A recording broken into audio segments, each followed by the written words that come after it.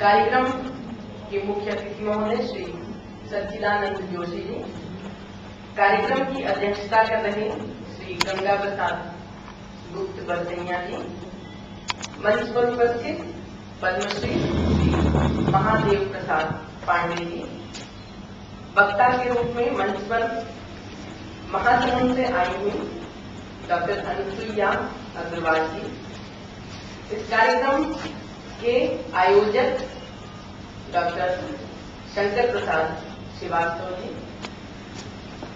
कार्यक्रम का रुचि पूर्वक संचालन कर रही सीमा श्रीवास्तव जी, इस कक्ष में उपस्थित समस्त अतिथिगण, जी चाहता है कि सबका नाम ले लूं क्योंकि किसी का भी छूटेगा तो उससे नाराजगी होगी। मेरे इस भाव को समझें क्योंकि मैंने अपने पिछले कार्यक्रम में जो भोगा है आज तक भोग रही हूँ। काफी लोग सोचते हैं कि मंच से मेरा नाम नहीं लिया, तो सबसे क्षमा चाहते हुए सभी उसमें शामिल हैं, सभी के प्रति मैं सादर अभिवादन करती हुई अपनी बात यहाँ रखती हूँ। और सर्वप्रथम मैं इस कार्यक्रम के आयोजक शंकर प्रसाद श्रीवास्तव जी को बहुत बहुत बधाई देना चाहती हूँ कि वे लगातार अपने पिता की पूंजी को हमारे सामने ला रहे हैं। नागार्जुन जी के सुपुत्र शोभा कांति ने मुझसे एक बार कहा था, क्योंकि वे भी डटे रहते हैं बिल्कुल शंकर प्रसाद जी की तरफ, कि नागार्जुन का जो साहित्य है प्रकाशित अप्रकाशित वह सामने आता रहे। तो उन्होंने एक वाक्य कहा था कि आज के युग में अगर किसी कवि को जीवित रखना है, किसी साहित्यकार को जीवित रखना है, तो उसके किसी न किसी एक पुत्र को पितृभक्त होना पड़ेगा। ये कटु सत्य है। जब नागार्जुन जी के बेटे ये बात कह रहे हैं, ये हमारी सामाजिक निर्धनता है, गरीबी है। और शंकर प्रसाद जी लगातार बिना किसी आर्थिक सहयोग के, क्योंकि मैं उनके इस कार्यक्रम से काफी समय से जुड़ी हुई हूँ, बिहार जी यहाँ पे बैठे हुए हैं, हमने इनका मेरे ख्याल से वो पहला या दूसरा ही कार्यक्रम होगा, शंकर नगर कॉलेज में इसका आयोजन हमने किया था। उनको बहुत बहुत बधाई। 2 पुस्तकें यहाँ लोकार्पित हुई, इसके लिए भी हम सबकी ओर से बधाई। और मैं आती हूँ आज की मूल बात पर, जो संगोष्ठी का विषय है। उन्होंने विषय चुना वर्तमान भारत में सांस्कृतिक मूल्यों का संकट और वर्तमान साहित्य। इसके लिए भी उन्हें बधाई, क्योंकि उन्होंने एकदम समसामयिक विषय चुना है। ऐसा विषय मेरे ख्याल से इस पर आज तक ढंग से चर्चा नहीं हुई। यह विषय 2 पक्षों में बटा हुआ है, पहला तो सांस्कृतिक मूल्य और दूसरा वर्तमान साहित्य। सांस्कृतिक मूल्य, मूल में है संस्कृति। संस्कृति क्या है? संस्कृति के मूल में है संस्कार, और संस्कार के मायने क्या है? संस्कार मतलब जो शुद्ध करे, जो शोधन करे, जो सफाई करे। मनुष्य को सामाजिक प्राणी कहा जाता है। जिन्होंने समाजशास्त्र पढ़ा होगा उन्होंने यह परिभाषा खूब पढ़ी होगी कि मनुष्य जब जन्म लेता है वह मांस का लोथड़ा मात्र होता है, और उसे विभिन्न संस्कार धीरे धीरे सामाजिकरण के द्वारा मनुष्य रूप में परिवर्तित करते हैं। संस्कृति क्या है? संस्कारों के माध्यम से हम संस्कृति के भीतर रहना सीखते हैं। हमारे आचार विचार, रहन सहन, धर्म कर्म, बोली भाषा, हमारा समस्त परिवेश जो बाह्य रूप से नहीं बल्कि अंतरात्मा से हमसे जुड़ता है। संस्कृति का संबंध हमारी भीतरी सोच से है, हमारी आत्मा से है।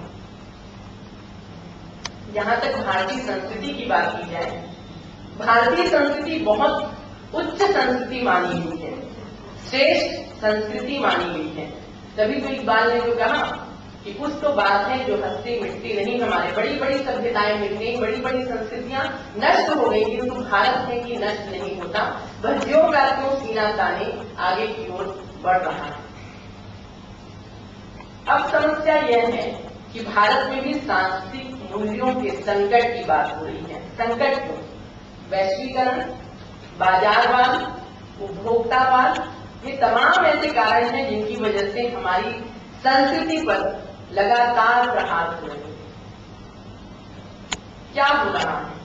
आप किसी भी पक्ष पर नजर डालिए, सामाजिक पक्ष आप देखिए, वहां संस्कृति का क्या हाल है। बच्चा, उसकी क्या स्थिति है? वह उस रूप में संस्कारित हो पा रहा है जिस रूप में हमारी पुरानी पीढ़ियां संस्कारित होती रही। स्त्री तमाम तरह के प्रश्नों के साथ जीवित है। पुरानी जितनी समस्याएं थी सारी की सारी है, दहेज हत्या से लेकर बलात्कार, छेड़छाड़, यौन शोषण, प्रताड़ना, सारी समस्याएं तो उसकी जो की क्यों है, लेकिन नई समय की नई चुनौती उसके सामने खड़ी हुई है। लिव इन रिलेशनशिप, ये नई संस्कृति,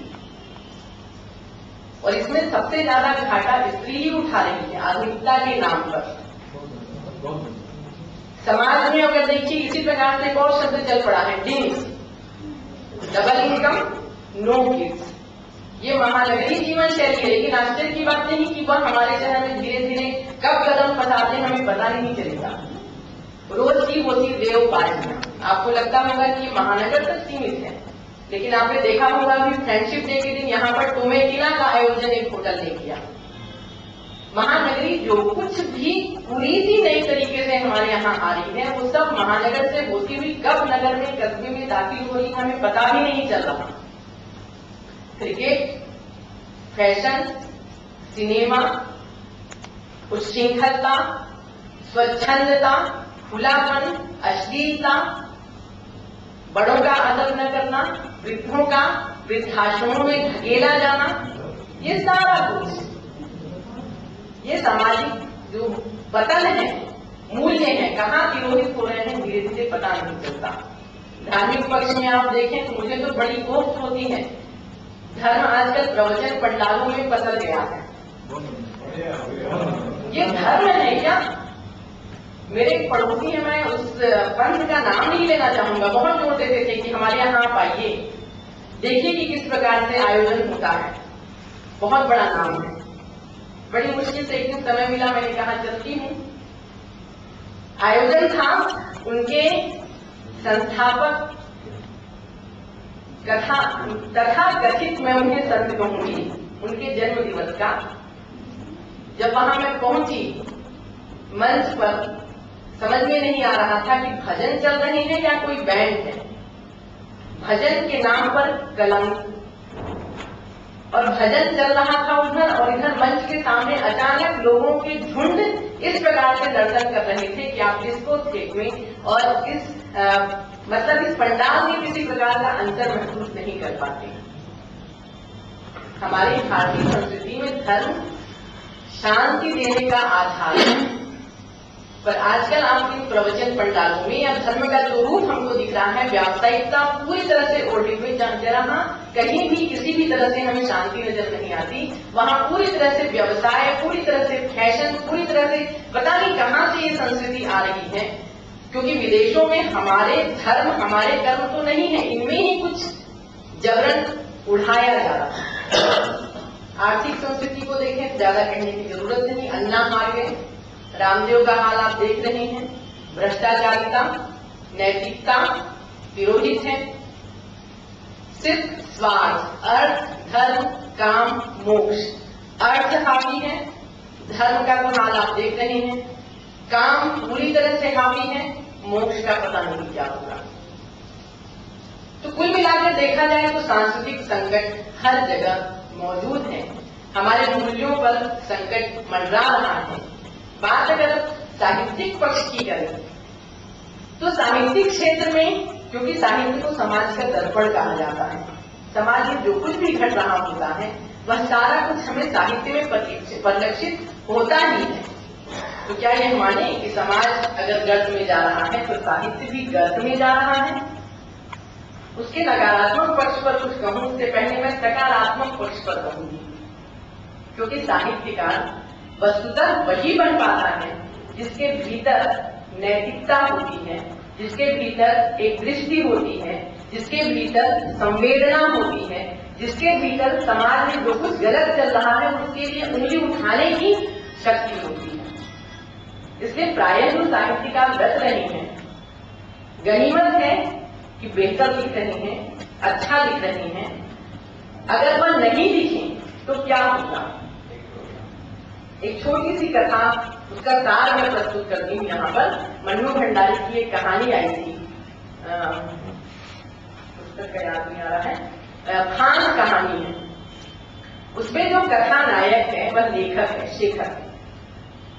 वह उच्च कोटि के साहित्य लेखन के लिए ख्यात है और वह फिल्मों की तरफ देखना भी नहीं चाहता। फिल्म वाले बहुत उसको मनाते हैं कि उनके उपन्यासों पर फिल्म बनाई जाए, लेकिन वह हमेशा उससे कतराता है, बोलता है नहीं।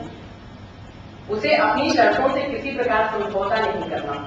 पर एक बार कुछ ऐसा होता है कि एक फिल्म वाला आकर उन्हें ये स्केल प्रकार बना लेता है कि आपके उपन्यास पर अगर फिल्म बना ली जाए तो आपका यह उपन्यास बहुत लोकप्रिय हुआ था, उस पर अगर फिल्म बनेगी तो आपके उतने ही चर्चे होंगे, आपका उतना ही नाम होगा, बल्कि उससे कई गुना ज्यादा नाम होगा। लेखक शेखर तैयार हो जाता है, पर इस शर्त पर कि उसमें किसी भी प्रकार से तोड़ मरोड़ नहीं होगी, स्क्रिप्ट भी मैं लिखूंगा। फिल्म बनाने वाला जो निर्देशक है और निर्माता, ये दोनों ही तैयार हो जाते हैं। फिल्म बनती है, बनकर तैयार होती है और फिर शेखर से कहा जाता है कि आप फिल्म देख लीजिए। फिल्म जब देखता है शेखर तो वह माथा ठोक लेता है और अड़ जाता है कि यह फिल्म रिलीज नहीं होगी क्योंकि आपने पूरी तरह से मेरे उपन्यास को उलट पलट कर रख दिया है। जो फिल्म निर्देशक है, जो फिल्म निर्माता है, वह बिल्डर है। वह कहता है कि नहीं, फिल्म तो रिलीज होगी, इसमें मेरे 80 लाख लग गए हैं और आपका क्या लगा, 2 दस्ता कागज। इसके अहम को, इसके स्वाभिमान को बहुत चोट लगती है। कहता है कि नहीं, मैं फिल्म रिलीज नहीं होने दूंगा, भले ही इसके लिए मुझे कोर्ट जाना पड़ेगा। कोर्ट जाता है, वहां की सारी कड़ी सच्चाइयां सामने आती हैं। सच्चाई यह लोअर कोर्ट में वह हार जाता है। उसके दोस्त समझाते हैं कि हायर कोर्ट में जाओ, लेकिन कोई अच्छा वकील करो। अच्छा वकील मतलब जो कोर्ट में हाजिर होने के लिए सिर्फ अकेले खाली अपने आप को उपस्थित दिखाने के लिए वो 10,000 रुपए की फीस लेता है, चाहे पेशी हो चाहे ना हो। ये कोशिश करता है, पूरा पैसा उसका खर्च हो जाता है, सारे दोस्त उसको हिम्मत देते रहते हैं, लेकिन सारे नैतिक रूप में। अब वह इस स्थान पर खड़ा है जहां वह कहता है कि मुझे किसी का नैतिक सपोर्ट, मुझे किसी का भी नहीं चाहिए, मुझे तो पैसे चाहिए जो कोई भी नहीं देता। इसी बीच एक ऐसा प्रकाशक आता है जो कहता है कि आप इस तरह की पुस्तक आप लिखिए, आपकी सारी समस्याओं का समाधान हो जाएगा। किस तरह की पुस्तक? वो पढ़ के देखता है, वो अश्लील तो नहीं है, लेकिन कहता है लेखक कि आजकल के टीवी धारावाहिकों की तरह एकदम बकवास, लेकिन वह इसे स्वीकार कर लेता है क्योंकि उसके सामने कोई चारा नहीं है। उसका मुद्दा है कि वह उस फिल्म निर्देशक को, निर्माता को पराजित करना चाहता है और उसका मन गवाही नहीं देता, लेकिन वह विवश होकर के ऐसी बेकार की पुस्तकें लिखता है और उसे एक साल में 60-70 हजार रुपए उसके हाथ में आते हैं और इससे वह 5-6 पेशियां भुगत लेता है और उसका काम आसानी से आगे होने लगता है। जब अंतिम पेशी होती है, जज बोलते हैं लेखक से कि तुम्हें कुछ कहना है, वह आता है यहाँ कटघरे में। फिर जब वह जो कुछ कहता है, इतना जबरदस्त कहता है नैतिकता पर, अंदर से वो नैतिक नहीं रहा, पर बाहर से जो कुछ कहना है वह नैतिकता से ओतप्रोत है। वहां से उतरता है, सारे दोस्त उसको बधाई देते हैं कि तुमने आज जो यहाँ पर अपना वक्तव्य दिया, जो भाषण दिया, जज तुम्हारे पक्ष में ही फैसला सुनाएंगे, तुम्हें बधाई हो। और कहानी यही समाप्त होती है। शेखर सिर झुकाए सोच रहा है यह उसकी जीत है या पराजय है। ये है साहित्य जगत का सच। इसलिए मैं कहती हूँ कि साहित्य आकाश में अभी मूल्यों का संकट उतना ज्यादा नहीं आया, फिर भी मुट्ठी भर लोग हैं जो साहित्य में भी सांस्कृतिक मूल्यों को पूरी तरह से जोड़ पहुंचा रहे हैं। बस एक छोटा सा मैं वाक्य आपको बताना चाहूंगी, फिर अपनी बात समाप्त करूंगी। हम कथा देश के संपादक हरिनारायण जी के सम्मान के लिए बिलासपुर में एकत्रित हुए थे। ऋषिकेश सुलभ मंच पर मुख्य वक्ता के रूप में मौजूद थे। उसी समय ही अंत में एक कहानी आई थी, किसी ने अगर पढ़ी होगी, याद होगा, पहली ही कहानी थी, कल फिर आना। मुझे लगता है कुछ लोगों ने पढ़ी होगी, अश्लीलता की हद। मैंने मंच से तब कहा था कि हमें ऐसी कहानियों, ऐसे लेखन का विरोध करना चाहिए। तब ऋषिकेश सुलभ जी ने क्या कहा था, जो आप सबको सुनकर भी अच्छा नहीं लगेगा, क्योंकि मुझे भी बिल्कुल अच्छा नहीं लगा था। उन्होंने मंच से मेरी बात का जवाब दिया था कि अरे ऐसे लेखन को सिरमौरी मत बनाइए। सिरमौरी मतलब सिर का मुकुट, जाने दीजिए। लेकिन अगर हम ऐसा करते रहे, विरोध दर्ज नहीं कराए, तो ये भी फैशन की तरह, क्योंकि बहुत सारे लोग हैं जो प्रतिष्ठित हैं, वो इस तरह से लिखते हैं, उनकी बात जाने दीजिए। लेकिन ऐसे बहुत से लोग हैं जो बोल्ड लेखन, तथा कथित बोल्ड लेखन के द्वारा रातों रात पूनम पांडे बन जाना चाहते हैं और खुद की ख्याति आकाश पर पहुंचाना चाहते हैं। ऐसे लोगों से हमें बचना होगा। फिर वही बात कि साहित्य को समाज का दर्पण कहा जाता है। दर्पण क्यों कहा जाता है? दर्पण सिर्फ बिंब नहीं दिखाता, आपको प्रेरित करता है कि जो कमियां हैं, जो दोष हैं, उनको दूर किया जाए। तो मैं ऐसे साहित्य को लेकर आशान्वित हूँ, आशा से भरी हुई हूँ कि ऐसा साहित्य लेखन हमारे यहाँ होता रहेगा। जो मैथिली शरण गुप्त जी ने भी कहा था, गुप्त जी यहाँ बैठे हुए हैं, जानते हैं, उनसे जुड़े हुए हैं कि केवल मनोरंजन में कवि का कर्म होना चाहिए, उसमें उचित उपदेश का भी मर्म होना चाहिए। तो मनोरंजन जिसमें मूल्य नहीं है, ऐसे साहित्य की हमारे यहाँ आवश्यकता नहीं है। और अच्छे साहित्य को हम प्रोत्साहन दें, और जो बुरा साहित्य है उसे हमें प्रोत्साहित करना चाहिए। धन्यवाद।